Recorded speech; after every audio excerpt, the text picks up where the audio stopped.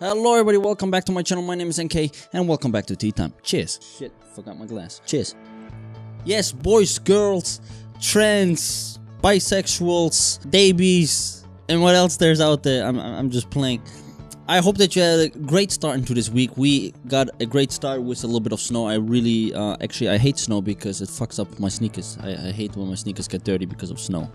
But nevertheless, beautiful start. That being said, one of the most anticipated sneakers, at least for me, dropped a few days ago. And that is the Airmax 720. Airmax. The Airmax 720 from Nike. Anyways, this sneaker for me was pretty much the entire talk of 2018. I really wanted it to come out. I have the Airmax 270s, which I absolutely love. One of my favorite sneakers. Probably my biggest also beater pair. I was just wearing it literally almost every day back in 2018. That being stated, I really love that silhouette and I could not wait for the 720s to come out. Now, I personally do not own a pair of 720s yet, but I've seen enough reviews and I have to be honest, my hype for this shoe and the love went a little bit down. It's a little bit disappointing, the reviews, what everybody is featuring, and that's what I also want to talk about. Since I do not have the 720s in hand, I will rely on some other comments from a few fellow YouTubers of mine that did make some nice videos about them. More specifically, it's gonna be HesKicks, Seth Fowler, and Mr. FOAMER Simpson. Now, all three of these have pretty much the same opinion about it, so this makes me think that there are reliable sources, and it must be a more general reaction to them because all three of them are coherent. So without further talking around, let's get right into it. What am I talking about? Well, all three reviews of Seth Fowler, HesKicks, and also Mr. FOAMER Simpson were quite disappointing. All three did not really like the silhouette. They said that it was really comfortable. They really liked this huge air bubble. Yes, it's the highest air bubble in Air Max history, actually from all Nike shoes. It's the highest and biggest air bubble. It's higher than the 270s. Not by a lot, by a little bit. All three of them said that they could feel very well this higher air bubble, but not in a positive light. They all were actually questioning if this is actually more of a plus, because all three of them said that it is getting more in the way, it's hindering, they kind of have to adapt how to walk, and it does not feel as great as they expected initially. But don't take my words for it, let's take a look what they said. And right here at the heel, at the peak thickness of the shoe, is sort of where I find the problem. Because it has this wedge-like shape, and because the back of the air bubble is pushed out so far from the heel, I find that the back of the air bubble actually hits the ground on strides before my heel does, which is kind of disconcerting. Like, it's definitely a weird feeling. And to be 100% honest, it almost feels like I have to change the way that I walk in this shoe, and that's not a good thing. This air bubble is massive and I like it a lot, but, and they are comfortable, like I said, but it's really back heavy or back loaded, almost to the point where you're kind of on a slant. Tons of cushion in the heel and not very much, relative of course, in the front of the shoe. I haven't decided if it's a negative or a positive yet, but it is definitely something to note. Yes, something that definitely kind of turned me off. I was a little bit confused. I was like, hey, after watching just the first video, I was like, hey, is this true? Is this really something that it's more like a general concern, or is it maybe just that one individual is feeling this way?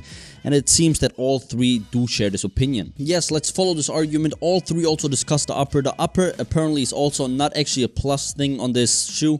It is not supposed to be such a breathable mesh upper that was featured on the 270s, but more of a almost leathery material. They said it's very dense, it's very thick, it's well padded, they say, so it is comfortable, but it's not as stretchy. And especially when we look at the Ultra Boost, when we looked at the Air Max 270s, what we really liked and that was actually a trend in 2018 was kind of to have this breathable, stretchy upper. This upper gives so much more comfort, especially guys, think about the Ultra Boost when you can just wiggle around your little feet however you like. It's really comfortable, bullshit aside.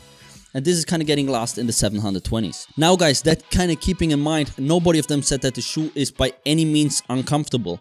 They all said it's comfortable, they all really like the shoe. They say you can feel this increase in the sole, the cushioning is nice, but even there, what was one of the biggest sellers for this Air Max is this 360 air bubble. And all three of them also stated that you cannot feel the air in the front foot. Tons of cushion in the heel and not very much, relative of course, in the front of the shoe. And that kind of, I mean, that is just defeating the purpose in my opinion, because then you can just stick with the 270s, because the 270s also have this kind of foam in there. It is kind of comfortable, nothing really special, but this is the same apparently with the 720s. HesKicks even went so far to say that it's nothing earth moving trying the shoe on, and he said that even he would prefer the Vapor Max over the 720s. People are going to be interested like myself because it's new, but then after they try them on, it's not anything earth-shattering, it's not amazing, it's not the best pair of Nike Air shoes on the market. Last but not least, as we said, this upper is not that breathable. People could argue that they have these 3 panels on the side, like these kind of breathing panels, these ventilation holes. But just with like the climber, like the Ultra Boost climber, this is more gimmicky. Give me 1 second, I'll show you what I mean. Now guys, please don't hate on me because my shoes are a little bit dirty because I did not wash them and it's snowing outside. But these are the climbers, right? And you can see kind of the perforation on the cage. Now this cage is really gimmicky because if you look actually in the inside, I don't know if I can show you guys this. The holes don't really go through. They're very, very thick and no air is actually going through there. It really does not help at all. But what I can show you is the comfort of this shoe comes of course from the outsole, but also because this one is so stretchy, so goddamn stretchy. Now this point is actually something that also Seth Fowler, I'm bad with names. But yes, he also points out that these breathing holes, these ventilation panels are more gimmicky and don't actually work. Moving back on the sneaker to the midfoot, you get to this ventilation hole area, which doesn't really seem to ventilate your foot at all, but at the end of the day it looks good, and for a shoe like this, I guess that's all that matters. And since the upper is very padded and actually a little bit more leather-like than actually just like some mesh, it is very, very unbreathable. Interesting, the material is odd. It looks like just kind of a mesh upper, but it's not mesh. It almost feels like a suede-ish too. And then you do have that like leather mesh weird material on the tongue as well. It's the same sort of material on the outside. I don't know what this is. It's kind of sticky-ish though. Putting all this together, in my opinion right from the start right now is not positive about the Airmax 720s. Nevertheless, I will definitely try to copy pair, especially once more colorways are gonna come out, and I will make my own personal opinion on it. Until then, I'm a very, very skeptic about it, and I would definitely not pay higher than retail for a pair of Airmax 720s. Before ending this video, we have 2 more points to get into. The first one is size. From what I've seen and from all the reviews I've kind of been checking out, go true to size. You cannot do anything wrong. If you have really wide feet, maybe go half a size up. However, I definitely suggest going true to size on this shoe. These fit true to size in my opinion. Ooh, and I almost forgot one more thing that kind of bugs me is I really always like this kind of shoe, how it looks, but now that I've been seeing more and more on feet, the shoe looks quite bulky. Let me explain this here for a second. Damn, they're a bit dirty. Anyways, to illustrate this point, I'm going to take my 270s over here. These ones have quite a narrow fit. They're quite narrow and they really highlight kind of your foot shape. They kind of really mold around it and they look very clean and elegant. I really like this. When you look at the 720s, they feel a little bit more bulky. They're more like the Morph Yeezys. And since they were not really advertised as bulky shoes, I'm a little bit disappointed in it. Because I personally, for my sneakers, I really like this kind of fit, snug, perfectly cut sneaker look. And the 720s just seem not to have that look. And to my absolutely last point, which I find absolutely, God bless, ridiculous, and that is the Airmax logo. People have been complaining about the Airmax logo on the latest 720s as well as the Airmax 270s. Especially since the 720s just came out, the complaints have risen even higher. Many of you might actually not know what I'm talking about, so let me show you. For demonstration purposes, I will also use again my 270 over here. Okay, you can probably not see this so perfectly, so I might switch it up. I'll just take a Google picture. What people are complaining about is if you take any shoe, currently I have here my left one, and you flip it around in the middle of the Airmax logo, it looks like a symbol or the letters of Allah. Now people are complaining about this because the Airmax logo is on the bottom of the shoe, so you're kind of stepping on Allah, on Allah's name. I don't really get it. I think this is so, God bless, far-fetched. Like, this is just unbelievable. I mean, it's a branding. It's absolutely just a branding. I don't think, I actually know for God bless sure that Nike did not intend for it to be like you step on Allah.